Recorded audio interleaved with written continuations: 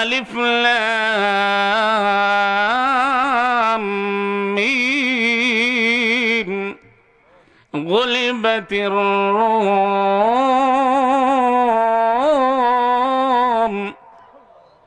في أدنى الأرض وهم من بعد غلبهم سيغلبون একটা পরাশক্তির নাম হলো রোম আর একটা পরাশক্তির নাম হলো পারস্য।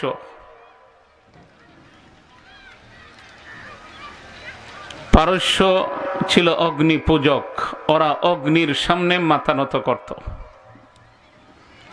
আমি আপনাদেরকে জিজ্ঞাসা করতে চাই, আল্লাহ ছাড়া কি আর কোন জিনিসের সামনে মাথা নত করা যায়?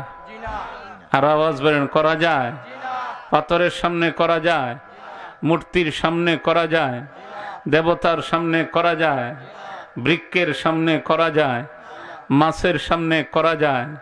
তাহলে একমাত্র মাথা নত করতে হলে, সেজদা দিতে হলে কার সামনে দিতে হবে? একসাথে আওয়াজ বেরেন, কার সামনে? আল্লাহর সামনে। পারস্যরা ছিল অগ্নি পূজক, ওরা অগ্নির সামনে মাথা নত করত। রোম ওরা ছিল আহলে কিতাবী, আল্লাহর অস্তিত্বে বিশ্বাসী কিন্তু বহুত্ববাদী। আল্লাহ যে একজন আছেন এই কথা বিশ্বাস করত। এই দুই পরাশক্তির মধ্যে মাঝে মধ্যে লড়াই হতো। লক্ষ্য করে দেখবেন, গ্রামের মধ্যে যদি দুইটা গোষ্ঠী থাকে, দুই গোষ্ঠী যদি সমান সমান হয়, শক্তির দিকে দাও, লাঠির দিকে দাও, জনসংখ্যার দিকে দাও, তাহলে মাঝে মধ্যে এই দুই গোষ্ঠীর মধ্যে লড়াই হয় না হয় না? একসাথে আওয়াজ বেরোনো হয়নি না হয় না? হয়। রোম আর পারস্য এই দুইটা পরাশক্তির মধ্যে মাঝে মধ্যে যুদ্ধ শুরু হতো। যখন যুদ্ধ শুরু হতো তখন মক্কার বাসিন্দা যারা ছিলেন, মুসলমানেরা সমর্থন করতেন রোমবাসীকে, আর মক্কার মুশরিকেরা সমর্থন করত পারস্যবাসীকে।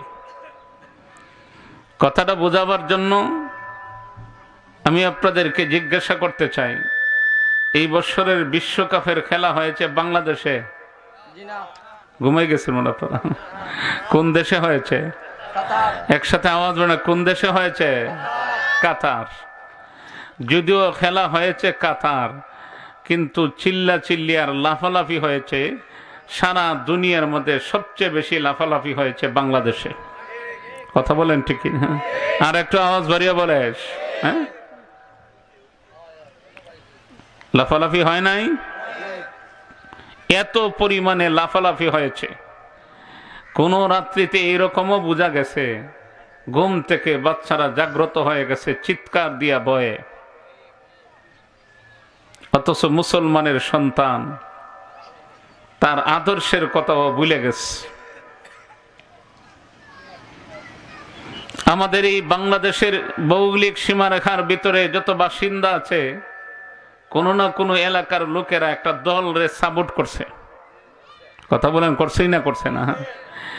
এমনও গরিব লোক আছে খাইতে পারে না, কিন্তু ফ্ল্যাগ 1 কিলোমিটার 1.5 কিলোমিটার পর্যন্ত ফ্ল্যাগ লটকায় চলে গেছে।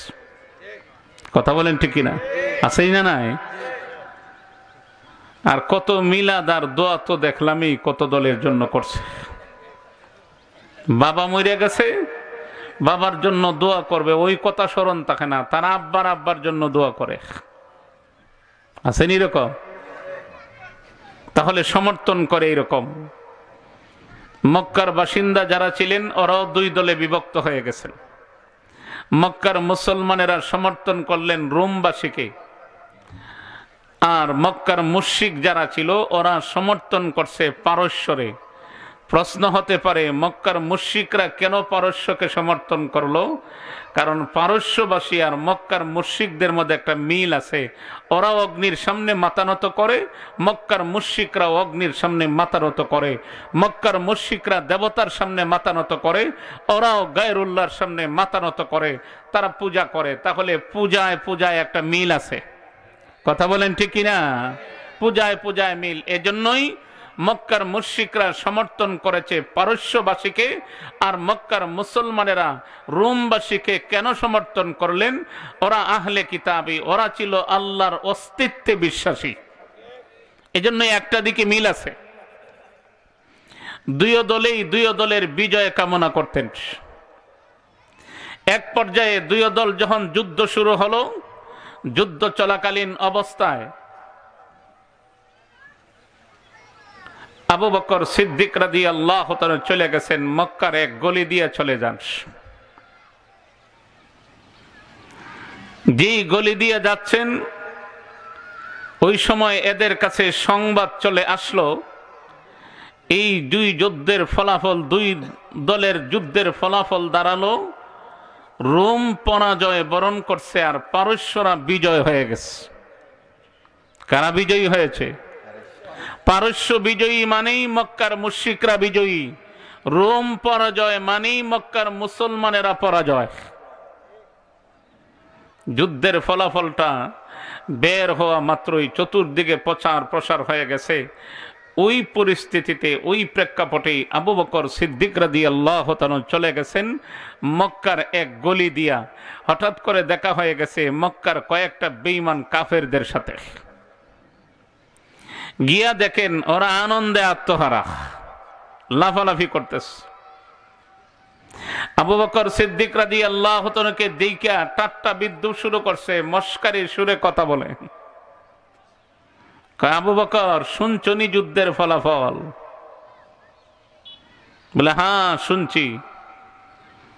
বলে এই ফলাফলই শেষ নয়, এই যুদ্ধের ফলাফল, এই আনন্দই শেষ নয়, এই আনন্দের পরে আরেকটা আনন্দ আছে। আবু বকর সিদ্দিক রাদিয়াল্লাহু তাআলা জিজ্ঞাসা করতেছেন, এটা আবার কোন আনন্দ? বলে সেই আনন্দটা হলো পারস্য আর রোম দুইটা দলে যুদ্ধ করার পরে যেমন ভাবে পারস্য বিজয়ী হয়েছে, রোম পরাজয় বরণ করেছে, সেই দিন বেশি দূরে নয় মক্কার মুসলমানেরা আর মক্কার বেঈমান কাফের মুশরিক যারা আছে এদের মধ্যে একটা লড়াই হবে। ওই লড়াইয়ে মুসলমানেরা হেরে যাবে, আমরা বিজয়ী হব। আওয়াজ বাড়িয়ে বলেন না নাউজুবিল্লাহ। কথাগুলি বলে মশকারির সুরে ঠাট্টা বিদ্রূপ করে বলতেছে। আবু বকর সিদ্দিক রাদিয়াল্লাহু তাআলা যদিও নরম তবিয়তের, নরম মিজাজের,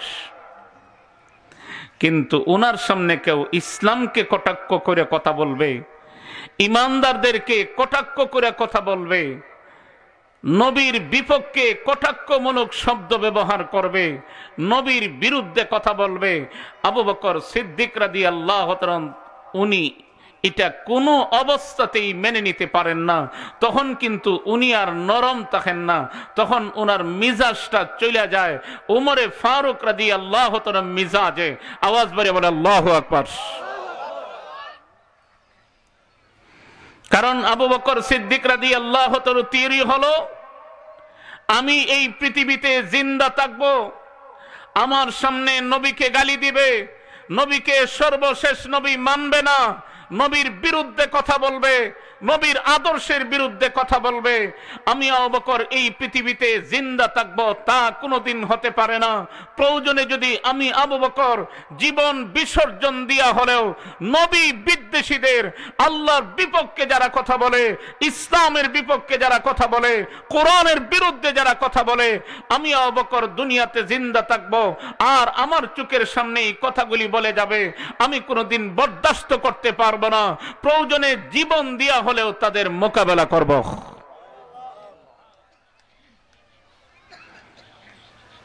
এই ছিল আবু বকর সিদ্দিক রাদিয়াল্লাহু তাআলা ঈমানের অবস্থা। ওনার সামনে মশকারি করে কথা বলে আবু বকর সিদ্দিক রাদিয়াল্লাহু তাআলা ঈমানের পাওয়ার আছে না নাই? একসাথে আওয়াজ বেরোনো আছে না নাই? কতটুকু ঈমানের পাওয়ার, ঈমানের প্রশংসা স্বয়ং প্যারা নবী নিজে করছেন। আরো আওয়াজ বাড়িয়ে বলেন না সুবহানাল্লাহ। সেই আবু বকর সিদ্দিক রাদিয়াল্লাহু তাআলা মক্কার মুশরিকরা, বেঈমানরা এমন কথাগুলি বলতেছে, উনার কি সহ্য হইতেছে? কথা বলে কয় আবু বকর এই আনন্দই শেষ না, আর একটা আনন্দ আছে। উনি দ্রুত চলে আসছেন, দ্রুত চলে আসা রসুলের কাছে সম্পূর্ণ বিস্তারিত বলেন, ওগো আল্লাহর রসুল, আমি তো ঘটনাক্রমে মক্কার ওই গলি দিয়ে গেছিলাম, যাওয়ার পরে এদের সাথে আমার দেখা হয়ে গেছে, গিয়ে দেখি ওরা আনন্দে আত্মহারা লাফালাফি করে, আমার দিকে যেমন তাদের লাফালাফিটা আরো বাইরে গেছে। আওয়াজ বাড়িয়ে বলেন না নাউজুবিল্লাহ। আমারে শুনায়া শুনায়া বলতেছে, মস্কারি করে, ঠাট্টা বিদ্রুপ করে বলে, আনন্দ উল্লাস করে, কয় পারস্য বিজয়ী হয়েছে। এই বিজয় শেষ নয়, এই আনন্দই শেষ নয়, আরেকটা আনন্দ আমাদের চোখের সামনে আছে। সেই আনন্দটা হলো কিছুদিনের ভিতরে মক্কার মুশরিক আর মক্কার মুসলমানের একটা লড়াই শুরু হবে, সেই লড়াইয়েও নাকি তারা বিজয়ী হয়ে যাবে। আমারে নিয়ে মস্কারি করছে, আমারে নিয়ে ঠাট্টা বিদ্রুপ করছে। এমন কথাগুলি যখন পেয়ারা নবীর কাছে আবু বকর সিদ্দিক রাদিয়াল্লাহু তাআলা বললেন, এই মুহূর্তেই আল্লাহ তাআলার পক্ষ থেকে সূরা রুম আল্লাহ নাজিল করে নবীকে সুসংবাদ জানায়া দিয়েছেন। আওয়াজ ভরে বলেন সুবহানাল্লাহ। আল্লাহ সূরা রুম নাজিল করে নবীকে সুসংবাদ জানিয়ে দিলেন, ও আমার পিয়ারা হাবিব, সেই দিন বেশি দূরে নয়, আবার পারস্য আর রোম একটা লড়াই হবে। সেই লড়াইয়ে পারস্য বিজয় হবে না, পারস্যরা পরাজয় বরণ করবে, রোম বিজয় হয়ে যাবে। আওয়াজ ভরে বলেন সুবহানাল্লাহ। আবু বকর সিদ্দিক রাদিয়াল্লাহু তাআলা এই কথা শুনিয়াই আনন্দে আত্মহারা, ও জবাব দেওয়ার জন্য ওই গলি দিয়ে আবার চলে গেছেন। আওয়াজ বাড়ি বলেন আল্লাহু আকবার। গিয়েই পাইলিছেন উবাই ইবনে খালফের সাথে দেখা হয়ে গেছে। উবাই ইবনে খালফ, আমি আগেই বলছিলাম তোমরা আনন্দ আনন্দ উল্লাস করো না, এই আনন্দই শেষ নয়। এই তোমরা যে আনন্দ করতেছ, এই আনন্দের পরে আরেকটা আনন্দ আছে। আমি বলছিলাম আর তুই বলছিলে তোর আনন্দের পরে আরেকটা আনন্দ আছে। ন্যায় সংবাদ। কি সংবাদ? বলে যুদ্ধ তো আর একটা হবে, রোম আর পারস্যে। সেই রোম বিজয়ী হবে, পারস্য পরাজয় বরণ করবে, মক্কার মুশরিক আর মুসলমানের লড়াই হবে, সেই লড়াইয়ে মুসলমান বিজয় হবে। আর আওয়াজ বাড়িয়ে বলেন না সুবহানাল্লাহ। উবাই ইবনে খালফ সহ আরা কয়, ও আবু বকর, পিঠ গুড়ার খাফন নাই, পেটে খাবার দেবার ব্যবস্থা নাই, আর রোম বিজয় আর মুসলমান বিজয় হওয়ার স্বপ্ন দেখতেছ। আওয়াজ বাড়িয়ে বলেন না নাউজুবিল্লাহ। এই স্বপ্ন দেখলে তো আমরা দেখতাম। আবু বকর সিদ্দিক রাদিয়াল্লাহু তাআলা বলেন, না, তোরা দেখবে কেমনে স্বপ্ন? কোরআন সত্য, কোরআন কোনদিন মিথ্যা হতে পারে না। কোরআনে যেহেতু আল্লাহ সুসংবাদ দিয়েছেন যুদ্ধ হবেই, আর সেই যুদ্ধে তোরাই লাঞ্ছিত বঞ্চিত হবে। কথা বলেন ঠিক কিনা? আরে তো বাড়িয়ে বলিস, তোরাই লাঞ্ছিত বঞ্চিত হবে। উবাই ইবনে খালফ মানে না। আবু বকর সিদ্দিক রাদিয়াল্লাহু তাআলা বলেন মানতে হবে। উবাই ইবনে খালফ কয়, না, এই কথা মানি না।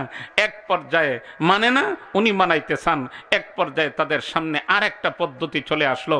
আবু বকর সিদ্দিক রাদিয়াল্লাহু তাআলা, যদি তাই হয় তাহলে এক কাজ করো, বাজি ধরো। কি ধরো? একসাথে আওয়াজ বলেন, কি ধরো? বাজি ধরো। বলে কি বাজি? যে রোম যদি বিজয় হয়ে যায়, পারস্য যদি পরাজয় বরণ করে, তোমরা দিবাই আমারে 10টা উট। আর যদি আমার দল পরাজয় বরণ করে, তোমরা দল বিজয়ী হয়, তাহলে আমি তোমরা 10টা উট দিব।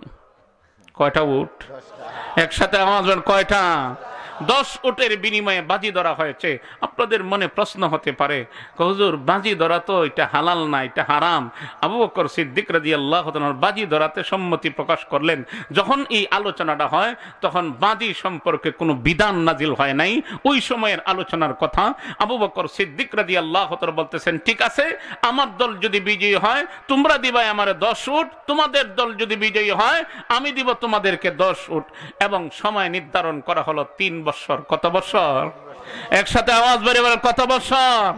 মেয়াদকাল নির্ধারণ করা হলো 3 বছর। আবু বকর সিদ্দিক রাদিয়াল্লাহু তাআলা এদের কাছ থেকে চলে এসে আল্লাহর রাসূলের কাছে আবার সাক্ষাৎ করলেন। নবীজির সাথে সাক্ষাৎ করে সম্পূর্ণ ঘটনা বিস্তারিত বলেন। নবীজি আবার বলতেছেন, আবু বকর, তুমি যে তাদের সাথে বাজি ধরে চলে আসলা 10 উটের বিনিময়ে, সময় কত দিনের নির্ধারণ করছো? আবু বকর সিদ্দিক রাদিয়াল্লাহু তাআলা বলেন, সময় তো 3 বছরের নির্ধারণ করছি। আল্লাহর রাসূল বলেন, আবু বকর, 3 বছর তুমি পেলে কোথায়? কোরআনের বর্ণিত বিবরণ তো হলো ফি বিজঈ সিনিন, 3 থেকে 9 বছর। তাহলে তুমি 3 বছর দিয়ে আসলাই, যাও আবার যাও, সময় গিয়ে বাড়ায় আসো। 3 থেকে 9 বছরের ভিতরে রোম হবে বিজয়ী, পারস্যরা পরাজয় বরণ করবে।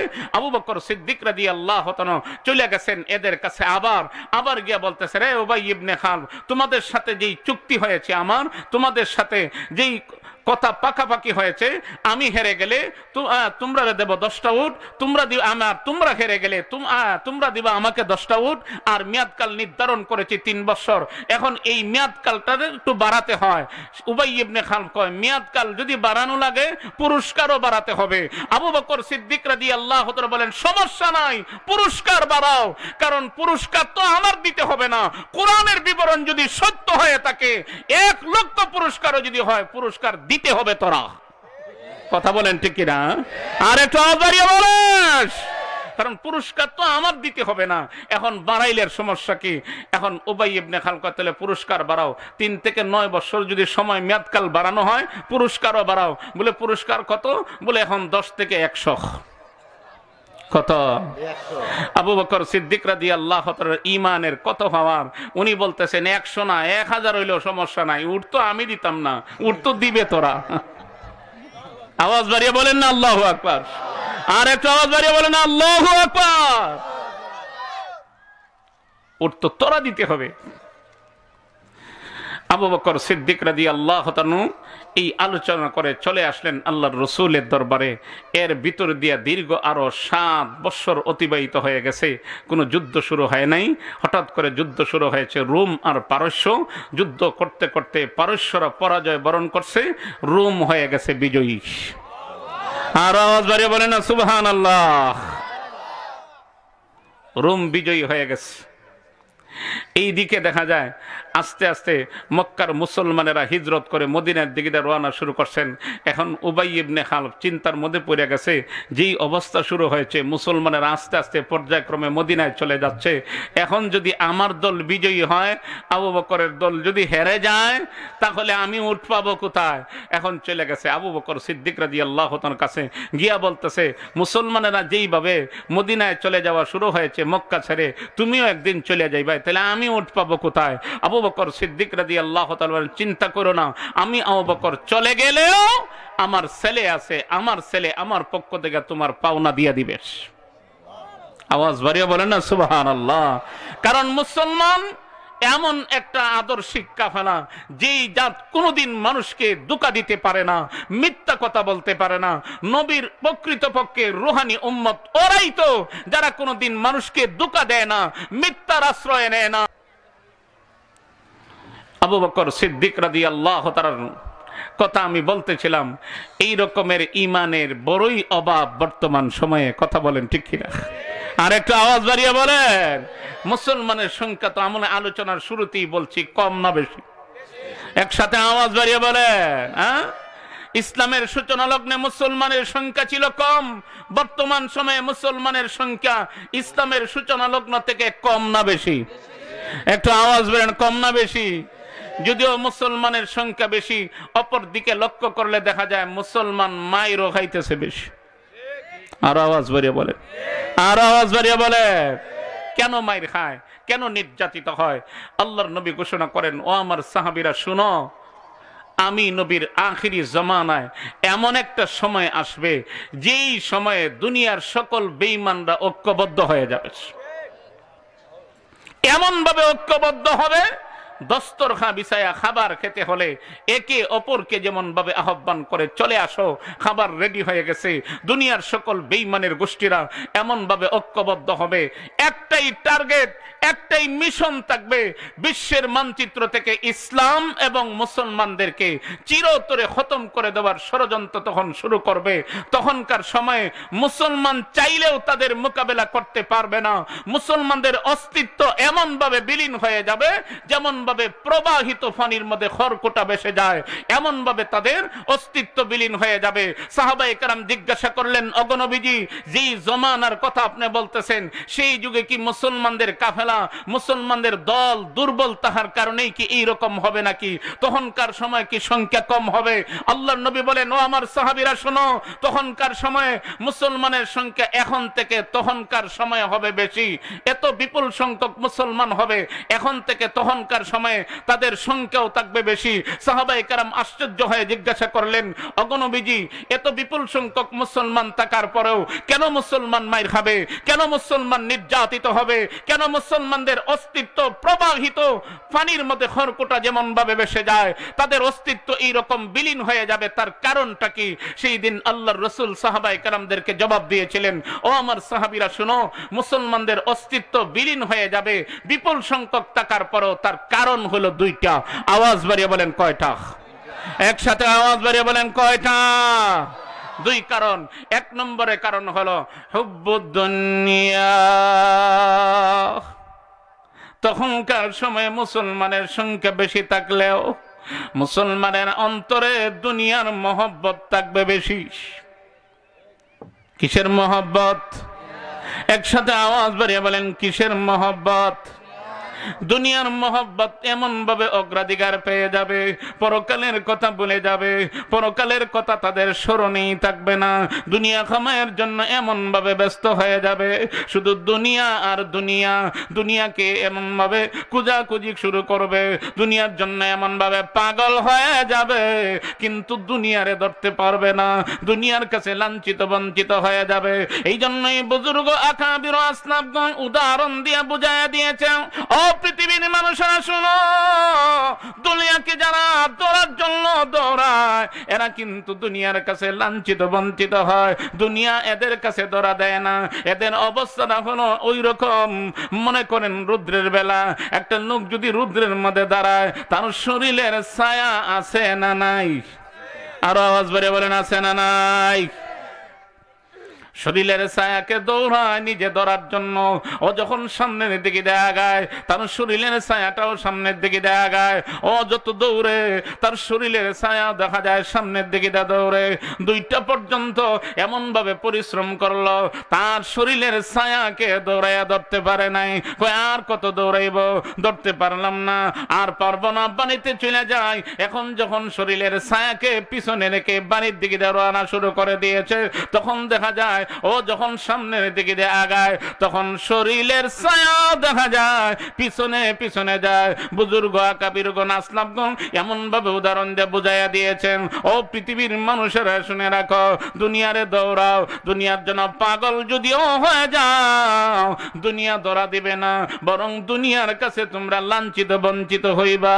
আর দুনিয়াকে যদি লাতি বেড়ে পরকালকে অগ্রাধিকার দাও, তখন দুনিয়া লাঞ্ছিত হয়ে তোমাদের জুতার ভিতরে এসে ঢুকে যাবে। বর্তমান সময়ে দুনিয়ার মহব্বত অন্তরে মুসলমান ইমানওয়ালাদের কম না বেশি? আরো আওয়াজ বাড়িয়ে বলেন, আরো আওয়াজ বাড়িয়ে বলেন, কম না বেশি? আল্লাহর রাসূল বলেন তখনকার সময়ে মুসলমানদের অন্তরে দুনিয়ার মহব্বত থাকবে বেশি। দুই নম্বর কারণ বলেন ওয়া কারাহিয়াতুল মাউত। দুই নম্বর কারণ হলো মুসলমানদের অন্তরে মৃত্যুর মরণের ভয় থাকবে। কারণ বেঈমানদের মোকাবেলা করতে হলে মরতে হবে, মরণের ভয় তাদের অন্তরে থাকবে।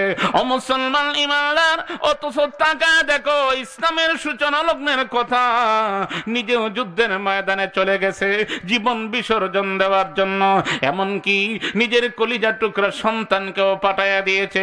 সন্তান এবং বাবার মধ্যে প্রতিযোগিতা শুরু হয়ে যায়। তো ছেলে বলে আব্বা আপনি যাওয়ার দরকার নাই, আমারে দিয়ে দেন। আব্বা বলে আমার কলিজার টুকরা সন্তান, তোর তো সময় আছে, তুই বাড়িতে থাক, আমারে দিয়ে দে, এই সুযোগটা আমারে দিয়ে দে। আল্লাহর দিন রাসূলের তরিকা এই পৃথিবীর জমিনে জিন্দা করার জন্য আমি যুদ্ধের ময়দানে চলে যাই।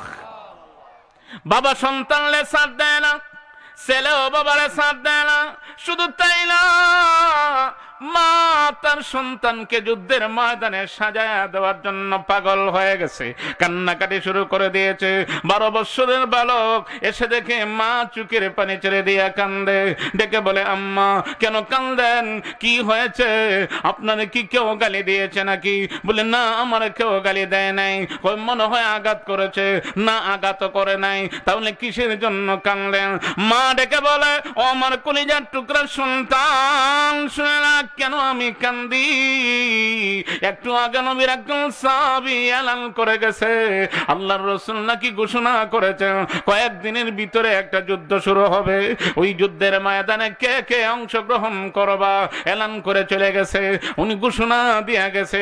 আমি ঘোষণাটা শোনা মাত্রই আমার চিন্তা শুরু হয়ে গেছে, তোর বাবা নাই, তোর বাবা তো এক যুদ্ধের ময়দানে গিয়ে শাহাদাত বরণ করে নিয়েছে, তুই বেঁচে রেখে আমার উপযুক্ত অন্য কোন সন্তানও নাই, তারা যে আমি যুদ্ধের ময়দানে পাঠায়া দেব। আমার মনের তামান্না হলো আজকে যদি তোর উপযুক্ত বয়স হতো আমি তোরে যুদ্ধের ময়দানে পাঠায়া দিতাম, তুই যখন আল্লাহর দ্বীন রাসূলের তরিকা পৃথিবীর জমিনে জিন্দা করার জন্য শহীদ হয়ে যাইতে। আমি মার মনের বড় তামান্না, মনের আশা, আমি একজন শহীদের মা হতে চাই, আমি একজন শহীদের মা হতে চাই। 12 বছরের বালক কয় আম্মা তাহলে আমার নিয়ে চলেন রসুলের দরবারে, রসুল যদি আমার পারমিশন দিয়ে দেন তাহলে আমি যুদ্ধের ময়দানে চলে যাব আর শহীদ হয়ে আপনাকে শহীদের মা বানাবো। আরো আওয়াজ বাড়িয়ে বলেন না সুবহানাল্লাহ। কত বছরের বালক? একসাথে আওয়াজ, কত বছরের বালক? 12 বছরের বালক চলে গেছে রসুলের দরবারে, ওগো আল্লাহর নবী আপনি কি আমারে পারমিশন দিবেন, আমি যুদ্ধের ময়দানে চলে যেতে চাই। এই ঘটনা আমি বাড়িতে গিয়ে দেখি আমার মা চোখের পানি ছেড়ে দিয়ে কান্নাকাটি করতেছেন। আমার মার মনের তামান্না হলো আমার মা একজন শহীদের মা হতে চায়। আর আওয়াজ বাড়িয়ে বলে না সুবহানাল্লাহ। নবীজি বলতেছেন আচ্ছা বাবা তোমার বয়স কত? উনি জবাব দিতেছেন ওগো নবীজি আমার বয়স 12। কত? একসাথে আওয়াজ বলেন বয়স কত? 12। নবীজি বলেন 12, যুদ্ধের ময়দানে যেতে হলে নিম্নের বয়স থাকতে হবে 15। আর কত বাকি আছে? একসাথে আওয়াজ বলেন কত বাকি আছে? আমরা হইলে তো এরকম 15 কথা শুনলে আর 12 বয়স থাকলে বলে বাঁচলাম, মাফ কাঠিতে টিকছি না, এমনি সরিয়েছি। যদিও আমার বয়স 12, যুদ্ধের ময়দানে যেতে হলে নিম্নের বয়স যদিও 15 লাগে, নবীজি সমস্যা নাই, অসুবিধা নাই। 15 বছরের বালক যুদ্ধের ময়দানে গিয়া যেমন ভাবে লড়াই করবে, আমার বয়স 12 হলে কি হয়েছে, আমি একটু পিছপা আমি হব না। 15 বছরের বালক যেইভাবে করবে আমিও ঠিক এইভাবে করব, কোনো ব্যবধান নাই, আমি পিছপা হব না। নবীজি বলেন দেখো তুমি করলে কি হয়েছে, যুদ্ধের ময়দানে যাওয়ার একটা নিয়ম নীতি আছে, ওই নিয়ম নীতি আমি নবী কখনো লঙ্ঘন করতে পারবো না। 12 বছরের বালক আবার গুরান দিয়ে এসে বলতেছে ওগো আল্লাহর রাসূল আপনি কি আমার পারমিশন দিবেন না? আমি তো চাই আমার মার মনের এই আশাটা একটু পূরণ হোক, আল্লাহর দ্বীন রাসূলের তরিকা এই পৃথিবীর জমিনে জিন্দা করার জন্য আমি শাহাদাত বরণ করে আমার মাকে একজন শহীদের মা বানাতে চাইছি। নবীজি বলতেছেন বাবা শুনো আমি তো তোমার আগেই বলছি তোমার দেওয়া যেত না, তুমি বাড়িতে যাও, 15 হইলাই শুনো। কত সময় পরে আবার আইছে। ছোট ছোট বাচ্চাগুলি যে কোনো জিনিস চায় আর তাকে তার মন মতো না দেওয়া হয়, যত বারবার না করবেন তত শরীরে একটা স্পিরিট আসে। কথা বলেন ঠিক কিনা? আর একটু আওয়াজ বাড়িয়ে বলেন। তখন শরীরে একটা স্পিরিট আসে। আবার কত সময় পরে গুরাইন এসে বলতেছে ওগো নবীজি আপনি কি আমারে দিবেন না? আওয়াজ বাড়িয়ে বলেন না আল্লাহু আকবার। আপনি কি আমার পারমিশন দিবেন না? আল্লাহর রাসূল বলেন না বাবা তোমার পারমিশন দেব না, কারণ তোমার তো বয়স কম।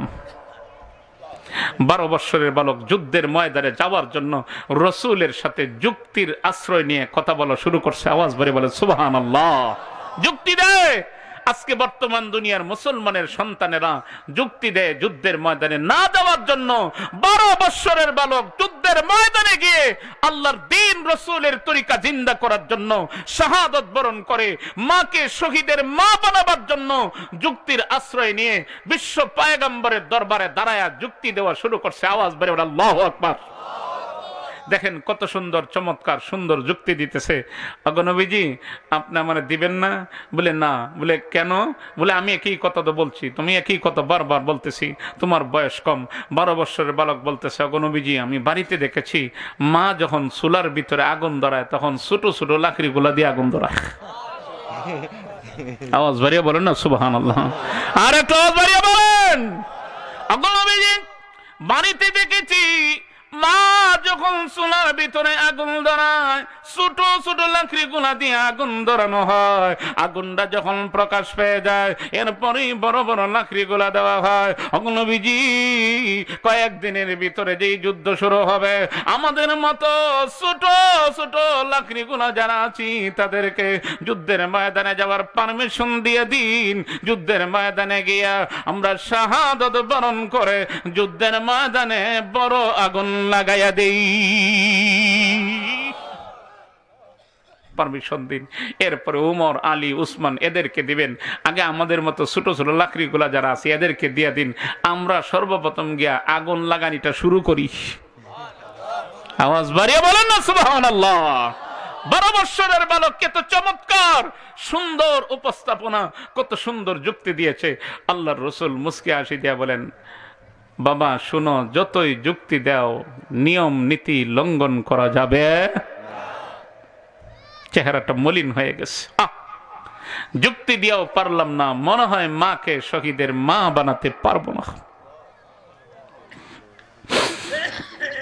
মনে হয় পারবো না, মাকে শহীদের মা বানাতে পারবো না। আমি আপনাদেরকে জিজ্ঞাসা করতে চাই ওই 12 বৎসরের বালকের মনের অবস্থা তাম পৃথিবীর মানুষ না দেখলেও আসমান জমিনের মালিক আল্লাহ দেখছেন। আর আওয়াজ বাড়িয়ে বলেন, আর আওয়াজ বাড়িয়ে বলেন, আল্লাহ তো দেখছেন। আল্লাহ জিবরাইলকে পাঠিয়ে দিলেন, ও জিবরাইল যাও ওই 12 বৎসরের বালকের ব্যাপারে আমার পেয়ারা হাবিবের কাছে গিয়ে একটা সুসংবাদ দিয়ে আসো। আওয়াজ বাড়িয়ে বলেন না সুবহানাল্লাহ। মুসলমান কি সুসংবাদ? আল্লাহ পাঠিয়ে দিলেন জিবরাইল যাও আমার বন্ধুর কাছে ওই 12 বৎসরের বালকের ব্যাপারে একটা সুসংবাদ পৌঁছায়া দিয়ে আসো। সুসংবাদটা হলো কয়েকদিনের ভিতরে যে যুদ্ধ শুরু হবে ওই যুদ্ধের ময়দানে যারা শাহাদাত বরণ করবে, যারা গাজী হয়ে ফিরে আসবে তাদের কিন্তু একটা তালিকা আগেই আল্লাহর দরবারে লিপিবদ্ধ করা হয়। ওরা গাজী হবে, ওরা শাহাদাত বরণ করে শহীদ হয়ে যাবে, এমন তালিকা আগেই লিপিবদ্ধ করে দেওয়া হয়। আল্লাহ জিবরাইলকে পাঠিয়ে দিলেন, ও জিবরাইল যাও আমার বন্ধুরে জানায়া দাও ওই 12 বৎসরের বালকের নাম আমি আল্লাহ শহীদের তালিকায় উঠায়া নিয়েছি। যাও জানাইয়া দাও ওই 12 বৎসরের বালকের নাম আমি আল্লাহ শহীদের তালিকায় উঠাইয়া নিয়েছি। আওয়াজ বাড়িয়ে বলেন আল্লাহু আকবার। মা তার সন্তানকে যুদ্ধের ময়দানে পাঠিয়ে দিত। আল্লাহর রাসূল বলেন তখনকার সময়ে মুসলমানের সংখ্যা বেশি থাকার পরেও মুসলমানদের অন্তরে থাকবে মরণের ভয়, মৃত্যুর ভয়। মরণের ভয়ে কি বেঈমান কাফেরদের সামনে দাঁড়াবেও না, মোকাবেলাও করবে না। আমি আপনাদেরকে জিজ্ঞাসা করতে চাই এমন পরিস্থিতি এসে গেছে না আরো বাকি আছে? আরো আওয়াজ বাড়িয়ে বলেন। নীরব নিস্তব্ধ হয়ে বুবা হয়ে দাঁড়ায় কথা শুনে কোনো প্রতিবাদ করে না, প্রতিবাদের কোনো আওয়াজ জবান দিয়ে বের হয়ে আসে না। তার সামনে নবীর শানের বিপক্ষে কথা বলে, নবীর আদর্শের বিপক্ষে কথা বলে, নবীর আদর্শ নবীর রেখে যাওয়া আমানত ওই তরিকা হক্কানি উলামায়ে কেরাম যারা এই পৃথিবীর জমিনে বাস্তবায়নের জন্য চেষ্টা সাধনা করেন ওদের বিপক্ষে যখন ষড়যন্ত্র করা হয় ইমানদার নীরব ভূমিকা পালন করে, কোনো স্লোগান দেয় না, কোনো কথা বলে না, প্রতিবাদের জন্য দাওয়াত দিলে আসে না, তাহলে এই জাতির কপালে কোনোদিন বিজয়ের আশা করা যায়? ওরা তো মাইর খাইবেই, ওরা তো নির্যাতিত হবেই। ওই জাতি মাইর খাবে না তে কোন জাতি মাইর খাবে? আবু বকর সিদ্দিক রাদিয়াল্লাহু তাআলা ঈমানের কথা বলতেছিলাম। উনি গিয়া পুরস্কারও বাড়াই আইছেন, মেয়াদ কালও বাড়াই আইছেন। রোম বিজয় হয়েছে, পারস্য পরাজয় বরণ করেছে, মক্কা থেকে মুসলমানেরা হিজরত করে মদিনাতে যাওয়া শুরু হয়েছে। উবাই ইবনে খালফ চিন্তার মধ্যে পড়ে গেছে, কয় আবু বকর নি কোনোদিন চলে যায় তাহলে তো আমার উট আর হইতাম না। আবু বকর তুমিও যদি চলে যাও তাহলে আমার উট দিবে কে? আবু বকর সিদ্দিক রাদিয়াল্লাহু তাআলা মানে, এই বেঈমান শোন, আমরা হলাম এমন ধর্মের অনুসারী, কাউকে আমরা কোনোদিন ধোঁকা দেই না, মিথ্যাও আমরা বলি না। আমি আবু বকর চলে গেলেও আমার স্থলাভিষিক্ত আমার সন্তানকে রেখে গেলাম, যদি আমার দল হেরে যায় তোর প্রাপ্য তুই আমার ছেলের কাছ থেকে নিয়ে যাইবেস। আওয়াজ বাড়িয়ে বলেন না সুবহানাল্লাহ, আওয়াজ বাড়িয়ে বলেন না সুবহানাল্লাহ। মক্কা থেকে হিজরত করে যখন মদিনায় চলে গেলেন, মদিনায় চলে যাওয়ার পরেই ইসলামের প্রথম যুদ্ধের ডাক এসে গেল। হক এবং বাতিলের মধ্যে প্রথম সংঘর্ষ, প্রথম যুদ্ধ। এই যুদ্ধের নাম হলো বদরের যুদ্ধ। একসাথে আওয়াজ বাড়িয়ে বলেন না, ঠিক বড় আস্তে বলতেছেন। বদরের যুদ্ধে মুসলমান কতজন ছিলেন? আরো আস্তে কই না, আরো আস্তে বলেন, কতজন? একসাথে আওয়াজ বেরোন, কতজন? 313 জন। মুসলমান 3 পয়েন্টে দুর্বল, বেঈমান কাফেরেরা 3 পয়েন্টে সবল।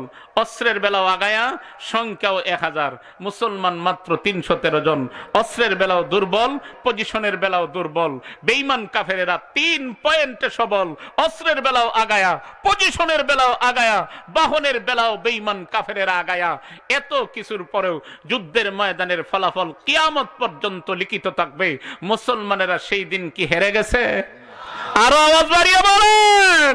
313 জন মুসলমানের সামনে 1000 সৈন্য, 3টা পয়েন্টে সবল থাকার পরেও আল্লাহ বদরের প্রান্তরে মুসলমানদেরকে এমন ভাবে সাহায্য করেছেন, মুসলমানদের হাতে আবু জেহেল সহ 70 জন বেঈমান কাফেরদেরকে নির্মম ভাবে হত্যা করা হয়েছে। আরো আবু জেহেলের মতো বড় বড় নেতা যারা ছিল, এদের আরো 70 জন নেতাকে রশি দিয়ে বেঁধে এনে মদিনার মসজিদে নববীর পিলারের সাথে বেঁধে রাখা হয়েছে। আওয়াজ বাড়িয়ে বলেন আল্লাহু আকবার। মাত্র কতজন? আর আওয়াজ বলেন কতজন?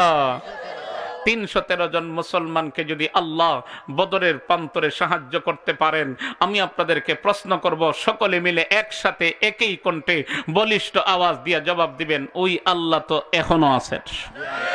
আর আওয়াজ বেরোন, আর আওয়াজ বেরিয়ে বলে, আছেন না? না, আল্লাহ আছেন, কিন্তু সমস্যা আমাদের মাঝে। কথা বলেন ঠিক কিনা? আল্লাহ তো কোরআনের জায়গা জায়গা বলে দিচ্ছেন, ইমানদারদেরকে সুসংবাদ দিচ্ছেন, ওয়ালা তাহিনু ওয়ালা তাহজানু ওয়া আনতুমুল আ'লাউনা ইন কুনতুম মুমিনিন।